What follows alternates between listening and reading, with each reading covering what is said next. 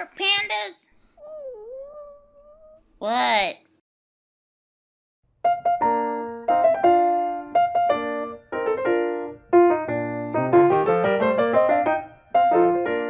Today, Canada is the second largest nation in the world. But back in 1867, Canada was nowhere near as big as he is now. So how did he become such a gigantic blob of landmass? Canada, I have persuaded these girls to consider living with you. But you've got to show them what you've got, okay? I'll do my best. Northwest, this is not much, just some of my savings. I'll make you a pancake breakfast every day. For BC, I'll build a railroad across myself just for you. Can't say no to that. Boring. Not impressed at all. Come now, BC. Be nice. What do you have that America can't offer? Well, would you be interested in some Mounties? Oh, God, so cute! Deal, I'm moving over right now. Canada bought Rupert's Land, the biggest piece of prime real estate in North America, from England. Rupert's Land would later on be divided to form me, Alberta, my brothers Saskatchewan and Manitoba, my sisters the Yukon, Northwest Territories and Nunavut, and bulk up parts of Ontario and Quebec. BC joined the Canadian Confederation on the condition that Canada would build a railway connecting her with the rest of eastern Canada. But to tell you the truth, Miss Treehugger was squealing about Mounties then. But the real reason why she joined Canada was because Canada also offered to pay for the huge debt she racked up when she ran out of gold, and OW! Stick to the script! After acquiring this vast amount of land, Canada's status moved from Moe to Manly. But land is nothing if you don't have people to fill it. So we turned to immigrants for help. Ukraine was suffering a great amount of persecution in Europe, with Germany, Persia, and Russia fighting over her ample tracts of land. She was more than happy to move some of her people to Canada, where they can live freely. In fact, there were two great Ukrainian migrations whose descendants will create me, Saskatchewan. Oh, this place looks just like the steppes in Ukraine. Except here, we call them the prairies.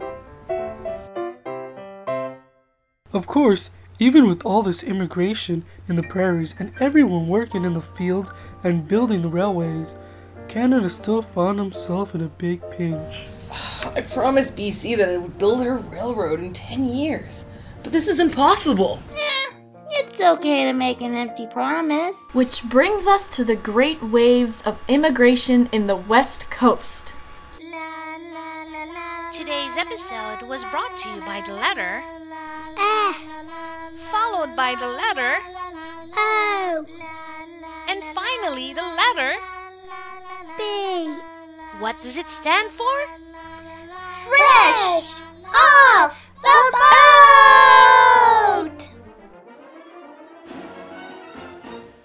The first wave of Chinese immigrants came to BC in 1858 because of the gold rush.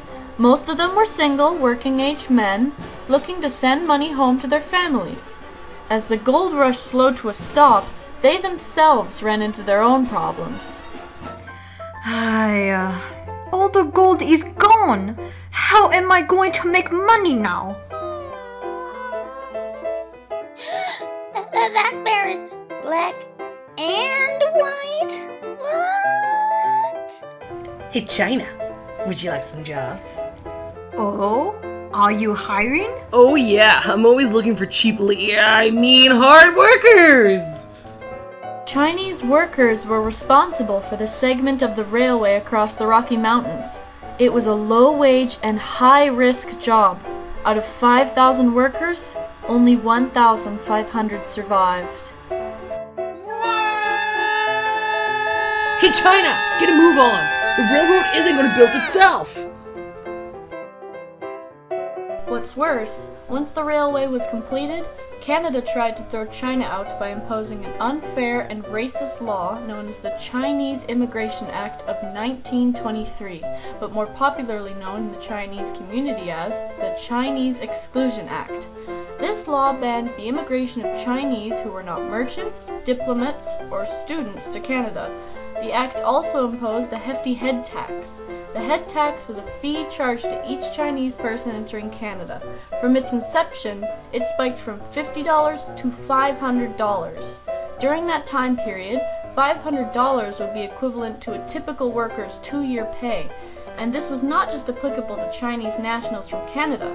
Even ethnic Chinese and Chinese with British citizenship were not allowed. Get out, get out, get out, get out! I'm not going to leave until there is a Chinatown in every one of your cities. Oh yeah? Is it a threat? 有毛病啊！这你真是个没礼貌的傻瓜！你神经病了呀你太没有礼貌。Okay, so there was never a war between them, but you have to admit, China and Canada fighting with their bears would have been pretty cool. In reality, China's resistance was more enduring. Get out! No. Get out! No. Get out! No. Fine, you can stay! Multiculturalism wasn't on top of Canada's priority list until 1971. Before then, Canada didn't really know how to deal with different ethnic groups.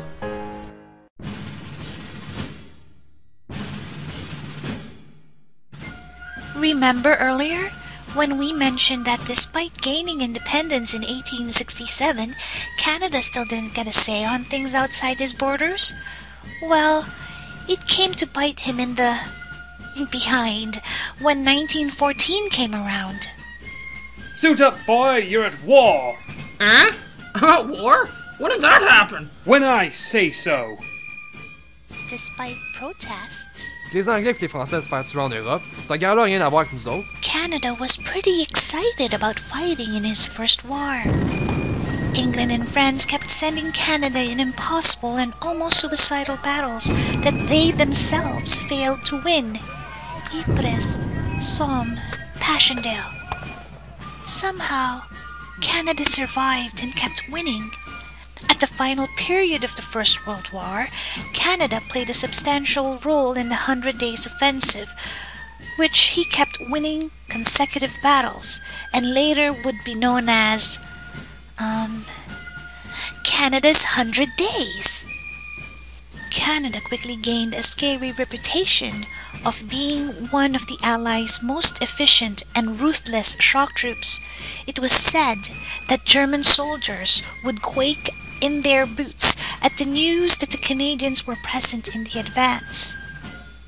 But of all the battles in the Great War, the one most significant to Canadian history was the Battle of Vimy Ridge. Damn those sneaky Canadians. Where are they? I'm gonna take the ridge now if you don't mind.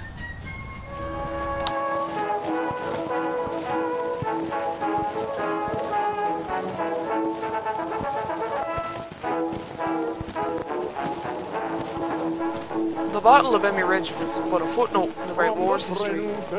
But to us, it was the first time that all 4 divisions of the Canadian Expeditionary Force fought as a single cohesive unit under the command of a Canadian commander.